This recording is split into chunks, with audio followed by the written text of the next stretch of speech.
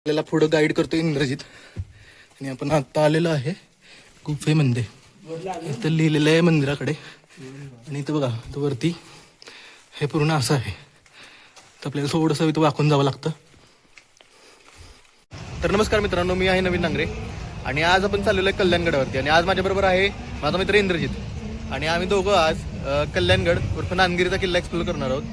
हा किल्ला जास्त कोणी एक्सप्लोर केलेला नाहीये, केलेला आहे, यूट्यूबवरती व्हिडिओज आहेत, पण आम्ही सुद्धा तो करतोय कारण तो जास्त एक्सप्लोर नाहीये. तर मित्रांनो, आपला पूर्ण व्हिडिओ पहा आणि नक्कीच आपल्या चॅनलला लाईक, शेअर आणि सबस्क्राईब नक्की करा.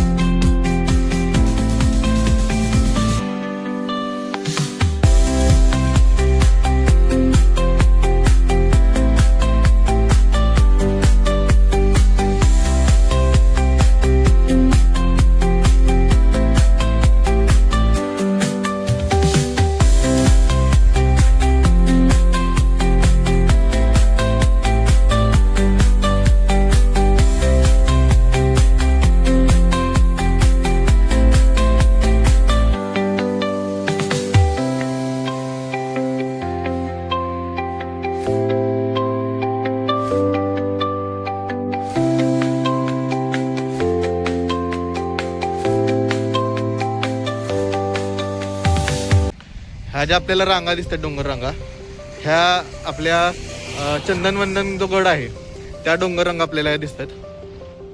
आणि इथून जर आपण इकडे आलो, जे हे बॅक साईडला आपल्याला दिसतंय, हे बघा, झूम केलेलं आहे, हे आहे मित्रांनो आपला जरंडेश्वरचा डोंगर. इथून जरंडेश्वरला एक वाट सुद्धा जाते, ही वाट जरंडेश्वरला जाते सर.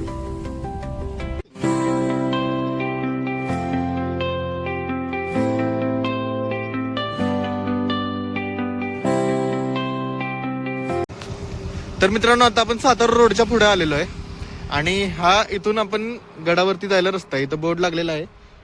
इथं एक महावितरणाचा डीपी सुद्धा आहे आणि मागे हॉटेल आहेत 2-3.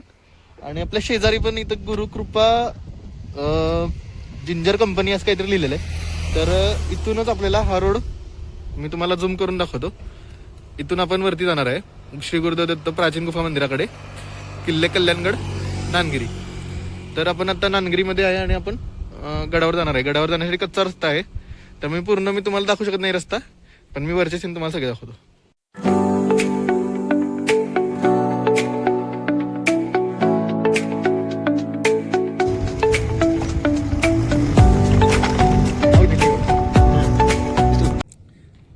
तर मित्रांनो, आता आपण बघा इथून गाडी घेऊन आलोय. रस्ता अतिशय खराब आहे, 2 व्हीलरवर यायचं कामच नाहीये. जर तुमची मोपेड गाडी असेल किंवा 2 व्हीलर असेल तर रस्त्यावरती येऊच नका या. चालत आला तरी तुम्ही पोहोचता सहज. आणि इथून आल्यावरती हा एक रोड जातो, हा पवन चक्क्यांकडे जातो. म्हणजे पवन चक्क्या बसण्यासाठी जो रोड बनवलेला, इथं पवन चक्क्या पण दिसतील बघा तुम्हाला मित्रांनो. आणि इथून दुसरा एक फाटा फुटतो, हा कल्याणगड आणि आपली जे दत्त मंदिर गुफा आहे तिकडे. तर तुम्ही इकडे आल्यानंतर तुम्हाला उजवीकडे टर्न घ्यायचं आहे आणि तिथून पुढे मग आपण गडावरती जाणार आहे. तर मित्रांनो, आता आपण आलेलो आहे नांदगिरी किल्ल्याच्या एकदम प्रवेशद्वाराजवळ आलेलो आहे आणि इथून आपल्याला सातारा शहराचं दृश्य देखील दिसतंय. तर तुम्हाला दिसतंय काय नाही, पण मी तुम्हाला झूम करून दाखवतोय बघा मित्रांनो. हे पहा, हे सातारा शहराचं दृश्य देखील इथून दिसतंय. रात्री लाईट इथून खूप छान दिसत असतील. आणि हा जो समोरचा डोंगर आहे, हा यवतेश्वर आणि कास पठारकडे जो मार्ग जातो तो डोंगर आहे हा, जे तुम्हाला दुसरी रांग दिसते. तर मित्रांनो, आता आम्ही इथून चालत चाललेलो आहे. माझ्याबरोबर इंद्रजित पण आहे. आम्ही बघा इथं गाडी लावली आहे आणि इथून आम्ही आता चालत चाललोय, कारण रस्ता हा इतका खराब आहे. बघा मी तुम्हाला रस्ता दाखवतो. हे पहा, हा असा रस्ता आहे आणि पूर्ण चढ आहे. म्हणजे जरा घाटासारखं वळण असतं तर आम्ही 100% गेलो असतो, पण हा सरळ चढ असल्यामुळे आम्ही ते टाळलंय. आता ऊन सावलीचा खेळ करत करत आम्ही जाणार आहे. मित्रांनो, एक 15 ते 20 मिनिटाची पायपीट करून आम्ही आता सध्या इथं एकदम दरवाजापाशी आलेलो आहे. इथून आपल्याला हा कडा दिसतोय, हे पहा, हा कडा दिसतोय. आणि इंद्रजितने तर अर्धी बॉटल संपवून टाकली, 20 मिनिटातच अर्धी बॉटल संपवली आहे इथून. आणि इथून जे समोर आपल्याला असं विहंगम दृश्य दिसतं पवन चक्क्यांचं, मी तुम्हाला झूम करून दाखवतो. हे बघा मी तुम्हाला आता दाखवतो. इथून फार छान दिसते, कॅमेऱ्यात कसं दिसते मला माहित नाही, पण इथून मला दिसताना तर खूप छान दिसते. आणि इथून हे जे जमिनी दिसतात मित्रांनो, हे पहा इथून खाली गाव आहेत आणि जे असं संपूर्ण काळी जमीन आहे आणि संपूर्ण शेतीपट्टा आहे हा. आणि याच्या बॅक साईडला नेर तलाव, डिस्कळगाव आणि तिथंच आपलं एक महाराष्ट्रातील सर्वात मोठा सोलर पॉवर प्लांट आहे. तो पण मी तुम्हाला पुढच्या व्हिडिओमध्ये दाखवेन. तर चला आपण आता जाऊया गडावरती. तर मित्रांनो आपण आता जी श्री दत्तगुरूंची गुफा आहे नांदगिरी किल्ल्यावरची, आपण तिथे चाललेलो आहे. थोडाफार कॅमेरा हलतोय तर थोडं इग्नोर करा. आणि माझ्या मागे आहे इंद्रजित. पहा इंद्रजित थकलेला आहे, चालून 20 किलोमीटर चालूनच थकला आहे. तर मित्रांनो बघा, हे आपण आता गुफेजवळ आलो. तर ही आहे ती गुफा जिथं आपण आता जाणार आहोत. मी फ्लॅश ऑन करतो आणि टॉर्च सुद्धा ऑन करूया, कारण बहुतेक आतमध्ये लाईट नाही आहे. इंद्रजित हे आपल्याला पुढं गाईड करतो इंद्रजित. आणि आपण आता आलेलो आहे गुफेमध्ये. इथं लिहिलेलं आहे मंदिराकडे. आणि इथं बघा, इथं वरती हे पूर्ण असं आहे. तर आपल्याला थोडंसं इथं वाकून जावं लागतं.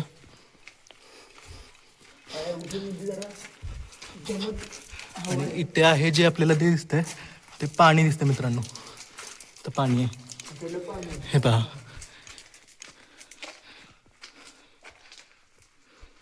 हे पहा, आणि इथं सुद्धा पाणी असतं मित्रांनो. ज्यावेळेस आपण पावसाळ्यामध्ये येतो त्यावेळेस इथं सुद्धा पाणी असतं. आणि हे ह्या पाईप लावून पाणी काढलेलं आहे.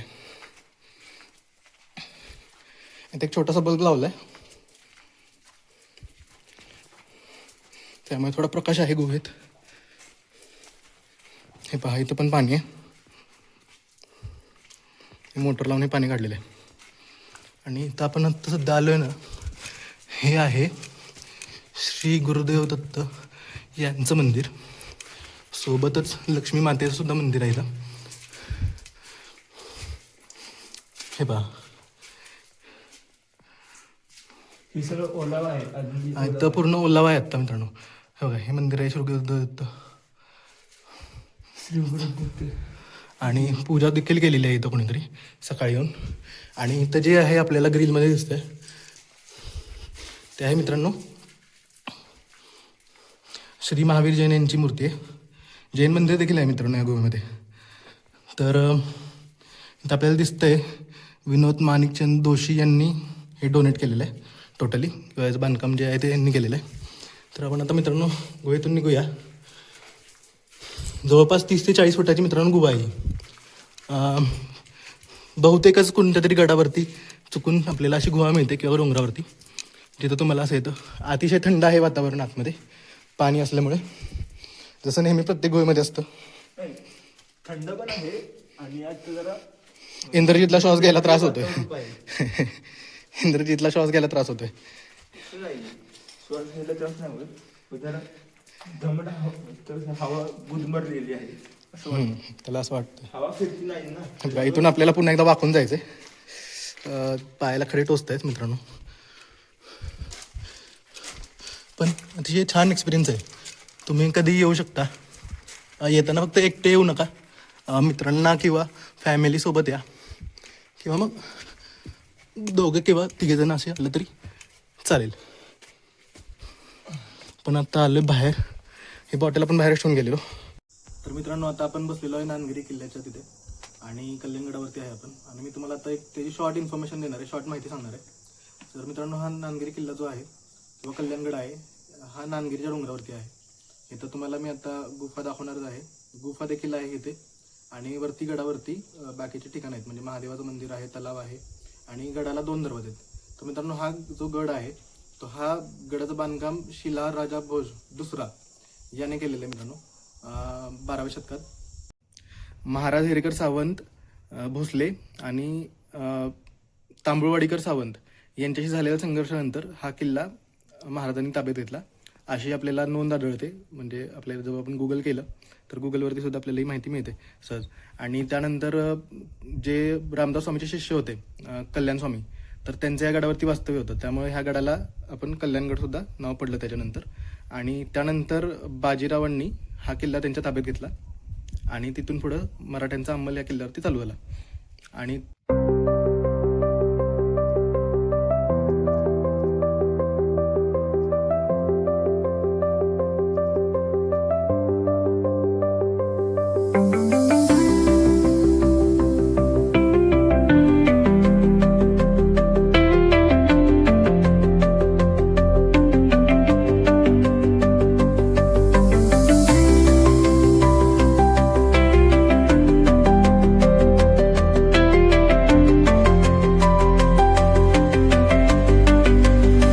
आत आलो.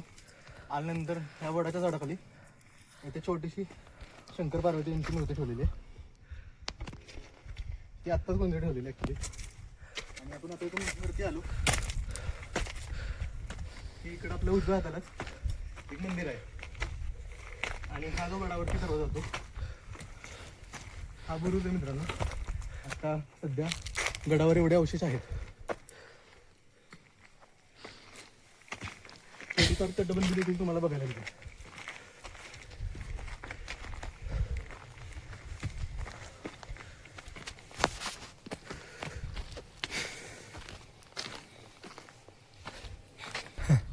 बघा तुम्हाला इथे किल्ले कल्याणगडाचा बोर्ड दिसत असेल. गडावर थोडीफार वस्ती आहे, 2-4 घरं आहेत. इथं पडलेल्या अवस्थेत एक गोरखनाथ मंदिर आहे. पडीक नाही आहे, जुनं मंदिर आहे, एकदम प्राचीन मंदिर. इथं आपल्याला तलाव दिसतोय. शक्यतो ह्याला बदामी तलाव म्हणतात मे बी, जी आपण माहिती बघितली. आणि जशी गोरखनाथाचं मंदिर आहे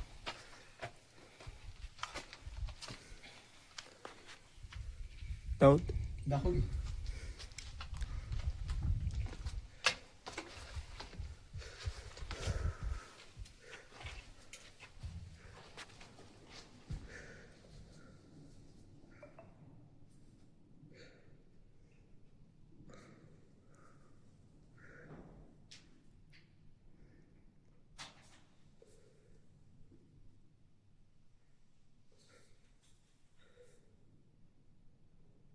कंपाऊंड का केलंय याचा उद्देश मला देखील माहित नाही.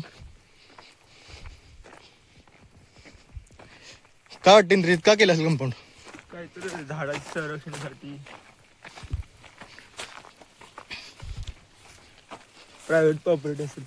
हो मित्रांनो, बोरीचं झाड लहानपणी जर तुम्ही बघितलं असेल, बोरीचं झाड आहे बघा इथं. आम्ही लहानपणी भरपूर बोरी तोडून खायचो तसल्या झाडावरून, छोटे छोटे. सामाजिक स्थळ असेल, असेल. हे बघा इथं एक वडाचं झाड आहे. हे नाही, सॉरी, वडाचं नाही, हे अंजीरचं झाड आहे ना, पिंपळाचं झाड आहे. Sorry sorry sorry I am really very sorry. पिंपळाचं झाड आहे. आणि हे समाधी सदृश आहे, किंवा आपण ओट्टा किंवा कट्टा म्हणतो. इथं मंदिर आहे.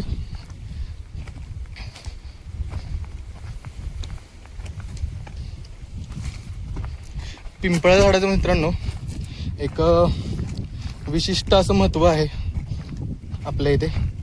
हे पहा इथं मंदिर आहे आणि आपण आलेलो आहे गडाच्या दुसऱ्या टोकाला. बस झालं मित्रांनो. हे झाड जे आपल्याला दिसतंय तुम्हाला, हे झाड पाहून तुम्हाला कोणत्या मूवीचा सीन आठवतोय हे प्लीज आपल्या कमेंटमध्ये सांगा.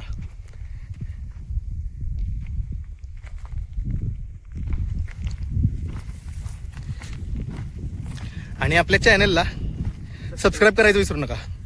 सबस्क्राईब करा, बेल आयकॉन दाबा, म्हणजे सगळे आपल्या नोटिफिकेशन तुमच्यापर्यंत येतील. आणि आपल्या महाराष्ट्राची परंपरा आणि महाराष्ट्राची सोल आपण हे कंटिन्यू ह्या व्हिडिओमध्ये. हा बघा, हा कल्याणगडावरून दिसणारा विस्तृत परिसर कोरेगाव तालुक्याचा पूर्ण सुपीक पट्टा आहे. तुम्हाला सर्वत्र हिरवळ दिसेल उन्हाळ्यात सुद्धा. समोर जरंडेश्वरच्या खाली पाडळी स्टेशन आणि सातारा रोड हे गाव दिसतात. जसं आपण इकडे सरकू उत्तरेकडे, तसं पुढे आपल्याला चंदनवंदनगड दिसतोय. प्रत्येक डोंगरावरती आपल्याला पवनचक्क्या दिसत आहेत आणि कल्याणगडाच्या शेजारी सुद्धा पवनचक्क्या आहेत. मित्रांनो, आपण आपला व्लॉग आपण इथं संपवत आहे. तर मित्रांनो, प्लीज आपल्या या चॅनलला लाईक करा, शेअर करा, सबस्क्राईब करा. आपण अशाच विविध महत्त्वपूर्ण आणि सोल ऑफ महाराष्ट्र म्हणजे महाराष्ट्राचा आत्मा ह्या चॅनलवरून दाखवणार आहोत. तर आपल्या चॅनलला शेअर करा, सबस्क्राईब करा, बेल आयकॉनवर बटन दाबा आणि आपल्या सगळ्या नोटिफिकेशन मिळवा.